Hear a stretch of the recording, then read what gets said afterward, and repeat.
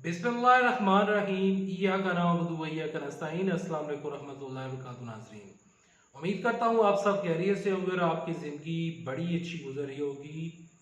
बड़ी खबर, लंदन से बुरी खबर आ गई।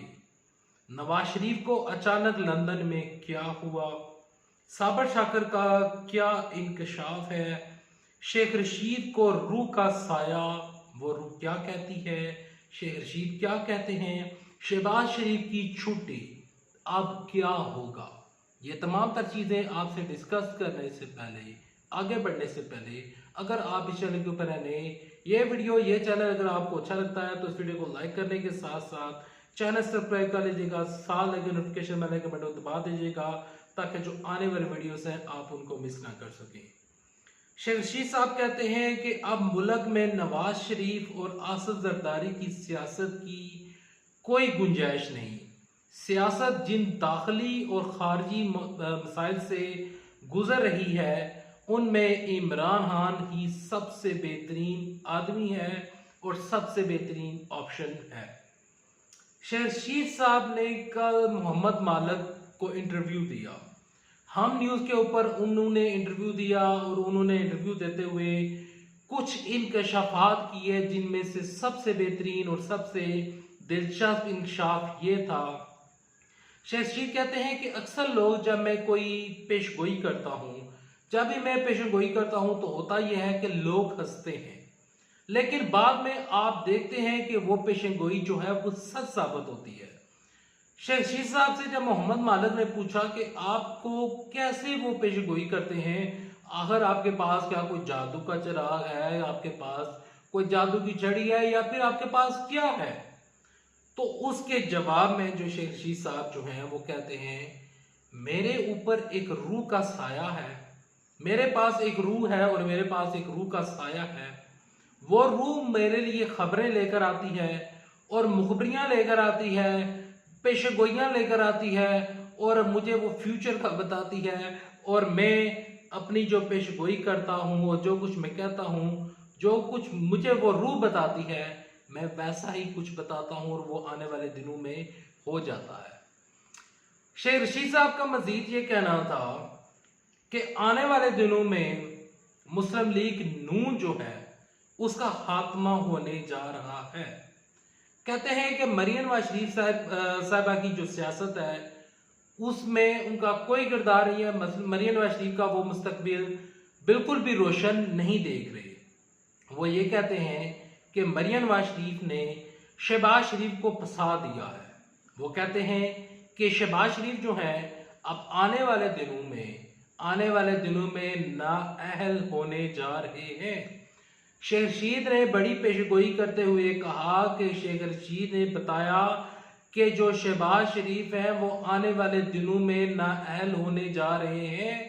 यही बातें मैंने आपको कुछ अर्सा पहले बताई थी। अगर आप मेरे पुराने फॉलोअर्स हैं तो यकीनन आपको याद होगा कि मैंने आपको बताया था कि शहबाज शरीफ जो है वो अपोजिशन, जो उसके पास अपोजिशन की सीट है, यानी कि लीडर ऑफ अपोजिशन है, कायदे इस पे इख्तलाफ है, ये सीट उनसे चली जाएगी और आने वाले दिनों में इस सीट के ऊपर बिलावल भुट्टो जरदारी बैठ जाएंगे। और बिलावल भुट्टो जरदारी जो चाहते हैं कि इस टाइम वो चाह रहे हैं वो किसी तरीके के साथ कायदे इस पे इख्तलाफ बन जाए। शेख रशीद साहब का कहना था कि मौलाना फजलुर रहमान जो है वो इनके पीछे लग कर उसने अपना टाइम ज़ाया कर लिया। अब ये लोग मौलाना फजलुर रहमान के पीछे लगे हुए हैं, लेकिन होगा ये कि आने वाले दिनों में शहबाज शरीफ जो है वो जेल जाने लगे हैं। उनके ऊपर जितने भी केसेस हैं वो केसेस उनके ऊपर चलेंगे और मैं शहबाज शरीफ को, मैं नहीं, शेख रशीद साहब कहते हैं कि मैं शहबाज शरीफ को आने वाले दिनों में जेल में देख रहा हूँ। मरियम नवाज शरीफ साहबा जो हैं वो एक नई पार्टी मुस्लिम लीग नून एम बना लेंगे।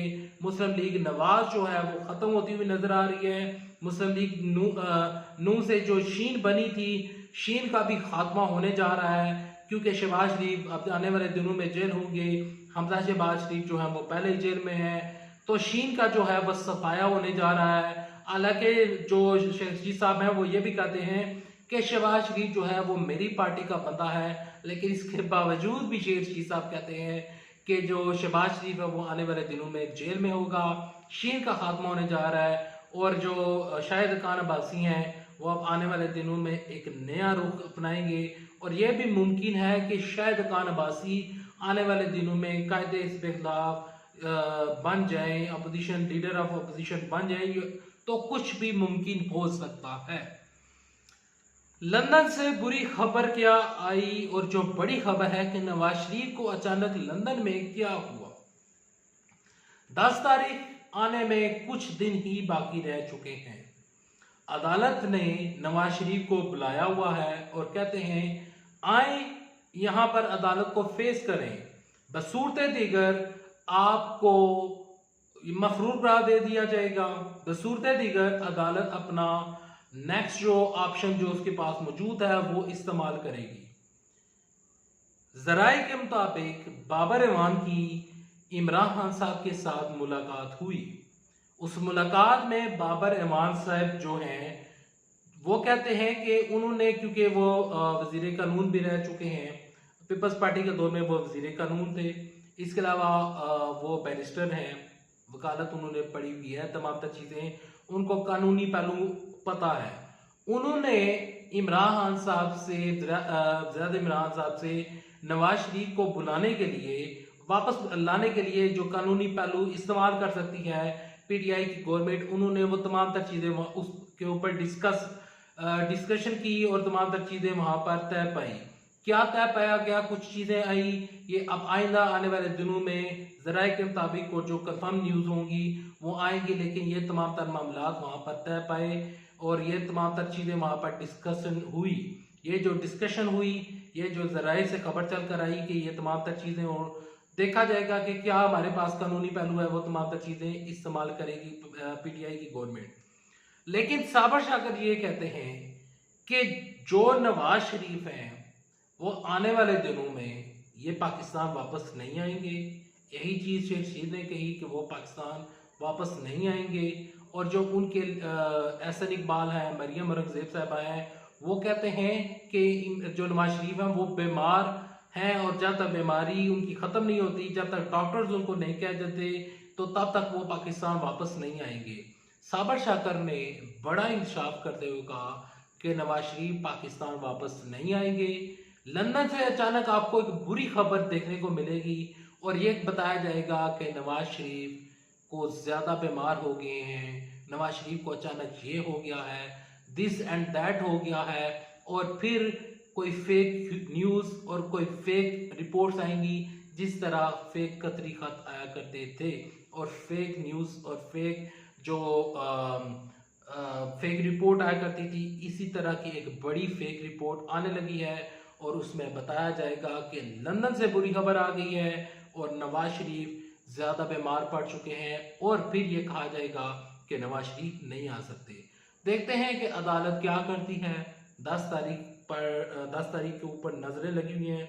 10 तारीख को अदालत क्या बड़ा फैसला करती है, कानूनी ऑप्शन और कौन से तमाम तर चीज़ें पीटीआई की गवर्नमेंट इस्तेमाल करती है, शेख रशीद साहब की जो रूह है वो कोई नेक्स्ट कोई बड़ी पेशगोई करती है या नहीं, और जो शहबाज शरीफ हैं वो अपोजिशन सीट पर कब तक रहते हैं, और ब्लॉक बुलंदारी कब इन हाउस में बड़ी तब्दीली आती है। इन हाउस से बड़ी तब्दीली से मुराद मेरी ये है कि कब कायदे के खिलाफ चेंज होता है, ये देखना अब आने वाले दिनों में इंटरेस्टिंग रहेगा, और आने वाले दिन जो है वो बहुत अहम है। उम्मीद करता हूँ वीडियो आपको पसंद आएगी। वीडियो पसंद आने से वीडियो को लाइक कर दीजिएगा, चैनल सब्सक्राइब कर दीजिएगा। मैं मिलूंगा आपको नेक्स्ट वीडियो में, तब तक ले दे इजाजत। अल्लाह हाफिज। पाकिस्तान जिंदाबाद, पाकिस्तान फौज पे जिंदाबाद।